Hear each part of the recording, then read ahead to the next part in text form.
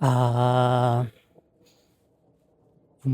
no niatra ilay fanajanonana ny fikarakarana visa fifindrammonina ho an'ilay firenena 570 makaty États-Unis zany, omaly 21 zany janvier 2026.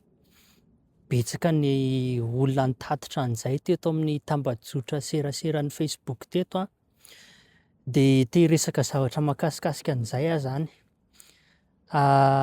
Tsy ho resahantsika intsony hoe fa maninona Madagasikara no tsy tafiditra tao anatin'ilay firenena 570, tsy ho resahantsika koa ilay critère-n'ilay izy, efa fantatra mazava be fa notenenin'ny fanjakana Amerikanina hoe resaka fahantrana ilay izy, izay no tena notenenin-jareo tao, dia tsy ho resahantsika izay. Dia tsy hidirantsika lalina koa ilay hoe sao dia ary ilay hoe andefasana izy ity mpitsaom-ponenana any Madagasikara sao dia izay ny antony mahatonga Madagasikara tsy tafiditra ao anatin'ilay izy. Fa ny ho resahantsika androany dia hoe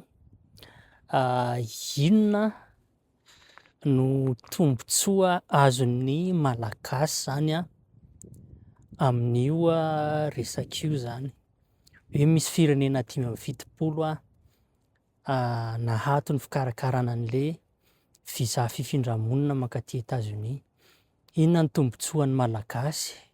Malagasy tiako tenenina eto dia malagasy izay mikarakara taratasy fifindrammonina aty États-Unis, satria raha tsy mikarakara taratasy fifindrammonina aty États-Unis ianao dia tsy misy tombontsoa.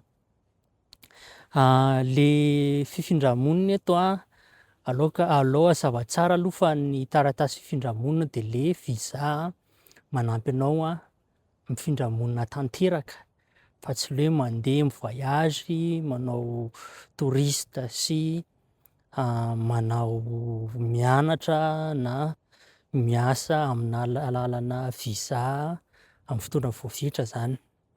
Inona ary zany no mety tombontsoa antsika malagasy mikarakara taratasy fifindrammonina amin'ireo hoe misy an'ireo firenena ireo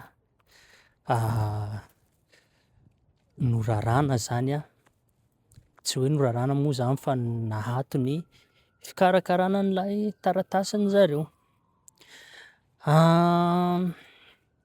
Amin'ny resaka fifindrammonina, n'inona zany taratasy karakarainao dia misy fotoanany fikarakarana dosie tsirairay avy, tsy mandeha par étape zany ilay izy, dia misy an'izay etapy faran'izay miankina betsaka amin'ny isan'ny olona mikarakara visa amin'iny kategôria na sokajy iny zany. Dia isam-bolana ny fanjakana Amerikanina dia mamoaka an'ilay antsoina hoe visa bulletin, dia arakaraka n'iny visa bulletin iny, ohatra ny hoe ny taratasy fifindrammonina nikarakarainao ohatra ny hoe tamin'ny juin 2025 ohatrany, ka raha ilay kategôria an'ilay visa anao tenenin'ilay visa bulletin hoe ny olona rehetrarehetra, ohatra zao amin'ilay visa bulletin miteny hoe ento izy ity août 2025 ohatrany, dia izany hoe afaka manao an'ilay phase finale zany ianao satria nanomboka an'ilay fikarakarana ianao izany hoe ny case number anao zany ny daty mifandraika amin'iny juin 2025. Dia ohatr'izay ilay izy, raha ohatra ka Eto zany hoe mbola tsy de tena hita aloha zany ny effet an'io resaka fanatsanonana io raha tsy hany ho any amin'ny volana juin, volana juillet ihany satria efa le lalàna miatra zao mbola efa lasa zay ny ino ty izy ty, ny quarter voalohany zany na ny hoe ny first quarter zany efa lasa. De mbola tsy misy fiantraikany satria efa be da be ny fifindra-monina efa navoaka ny fanjakana zany. De mety any amin'ny quarter 2 sy quarter 3 any no mety hisy fiantraikany. De arakaraky ny halavan'le banina aloha zany arakaraky ny halavan'le fotoanan'le hoe traiza.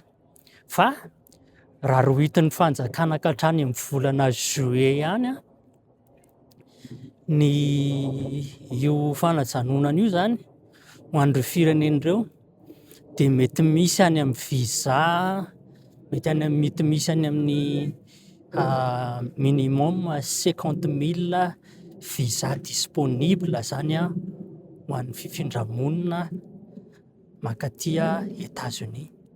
De zay le tombony zay hoe lasa be da be zany ny disponibilité ana visa. De raha mikarakara taratasy zany tsika ho an'izay eo am-pikarakarana moa zany no mahazo tombony satria ny fikarakarana taratasy aty États-Unis mifindra monina ny farany aingana indrindra de eo amin'ny 18 mois eo zany ny aingana indrindra. De zay no tiako resahana androany hoe ny zavatra rehetrarehetra mivoaka avy aty États-Unis aty misy lafy tsarany sy misy lafy ratsiny daholo. Ho antsika malagasy aloha zany de itsika rehetrarehetra mbola tafatotona foana ao amin'ilay lafy tsara. De zay indray aloha ny androany fa de amin'ny manaraka indray ary maso to.